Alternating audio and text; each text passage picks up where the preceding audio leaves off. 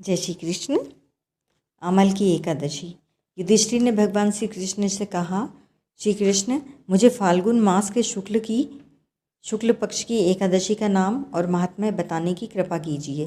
भगवान श्री कृष्ण बोले, महाभाग धर्मनंदन, फाल्गुन मास के शुक्ल पक्ष की एकादशी का नाम आमल की है।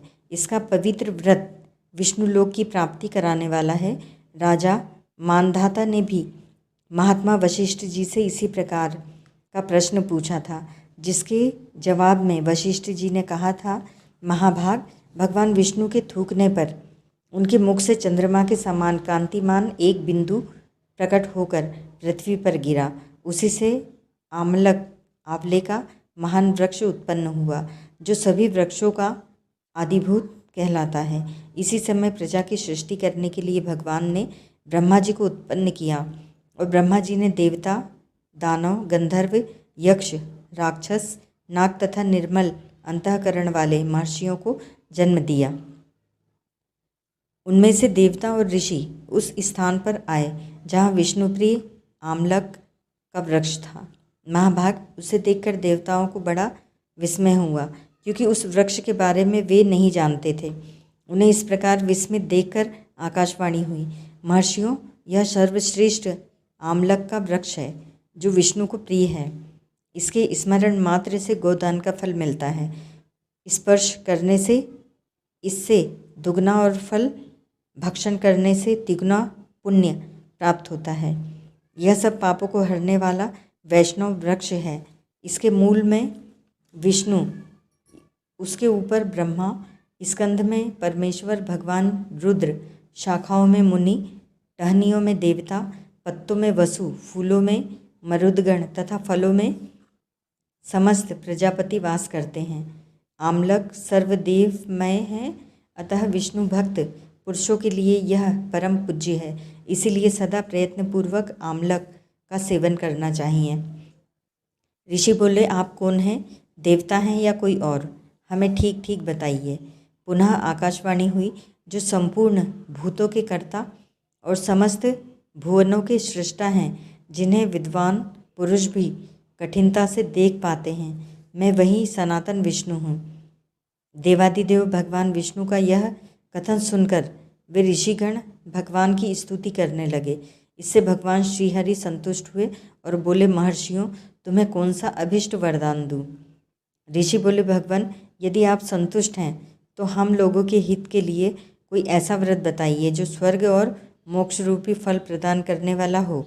श्री विष्णु जी बोले, महर्षियों, फाल्गुन मास के शुक्ल पक्ष में यदि पुष्य नक्षत्र से युक्त एकादशी हो तो वह महान पुण्य देने वाली और बड़े बड़े पातकों का नाश करने वाली होती है। इस दिन आंवले के वृक्ष के पास जाकर वहाँ रात्रि के जागरण करना चाहिए। इससे मनुष्य सब पापों से छूट जाता है और सहस्र गोदान का फल प्राप्त करता है।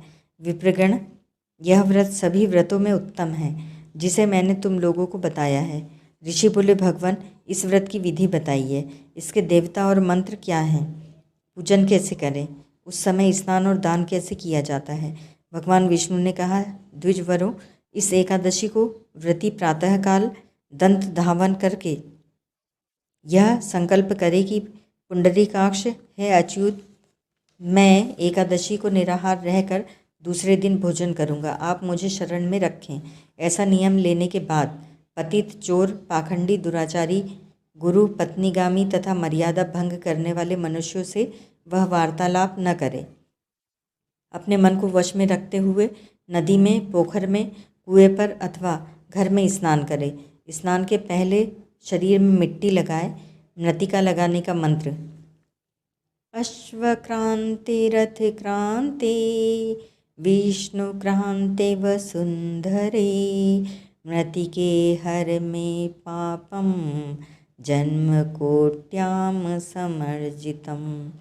वसुंधरे, तुम्हारे ऊपर अश्व और रथ चला करते हैं तथा वामन अवतार के समय भगवान विष्णु ने भी तुम्हें अपने पैरों से नापा था।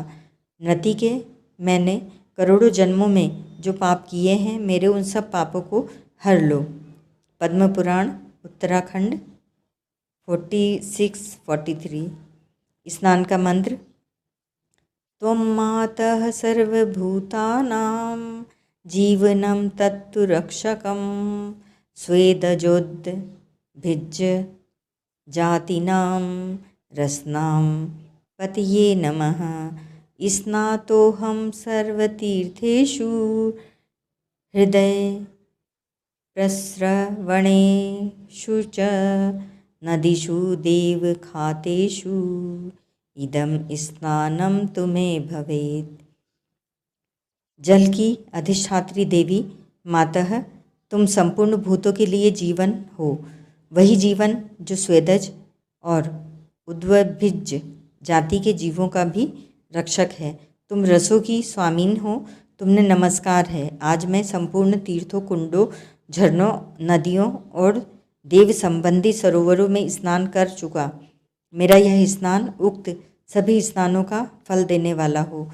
पद्म पुराण उत्तराखंड 46, 44, 45।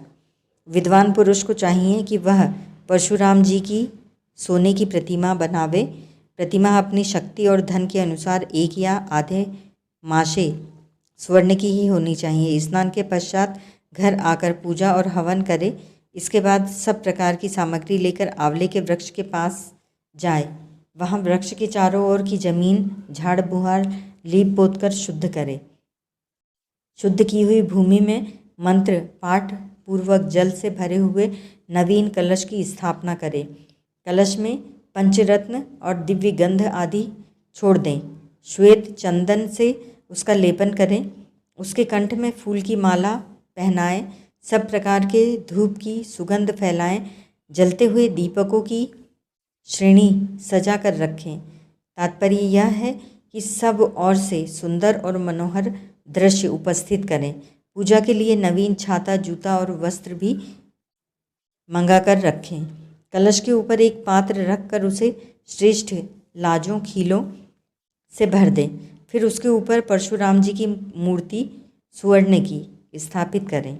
विशोकाय नमः कहकर उसके चरणों की विश्व रूपिणे नमः से दोनों घुटनों की, उग्राय नमः से जांघों की, दामोदराय नमः से कटिभाग की, पद्म नाभाय नमः से उदर की, श्रीवत्स धारिणे नमः से वक्षस्थल की, चक्रिणे नमः से बाई बाह की, गदिने नमः से दाहिनी बाह की, वैकुंठाय नमः से कंठ की, यज्ञ मुखाय नमः से मुख की, विशोक निधये नमः से नासिका की, वासुदेवाय नमः से नेत्रों की, वामनाय नमः से ललाट की, सर्वात्मने नमः से संपूर्ण अंगों तथा मस्तक की पूजा करें।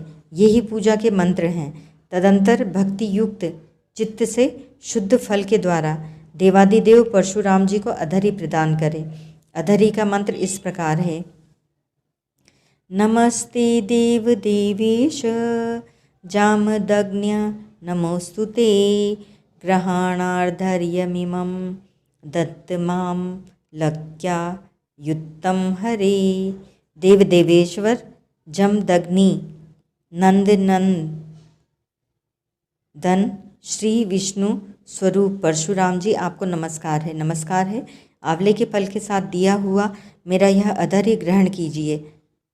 पद्म पुराण उत्तराखंड 46, 56। तदंतर भक्तियुक्त चित्त से जागरण करें।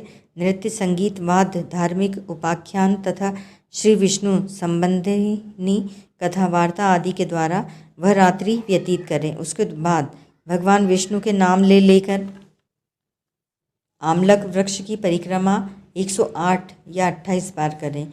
फिर सवेरा होने पर श्री हरि की आरती करें। ब्राह्मण की पूजा करके वहाँ की सब सामग्री उसे निवेदित कर दें। परशुराम जी का कलश, 2 वस्त्र, जूता आदि सभी वस्तुएं दान कर दें और यह भावना करें कि परशुराम जी के स्वरूप में भगवान विष्णु मुझ पर प्रसन्न हों।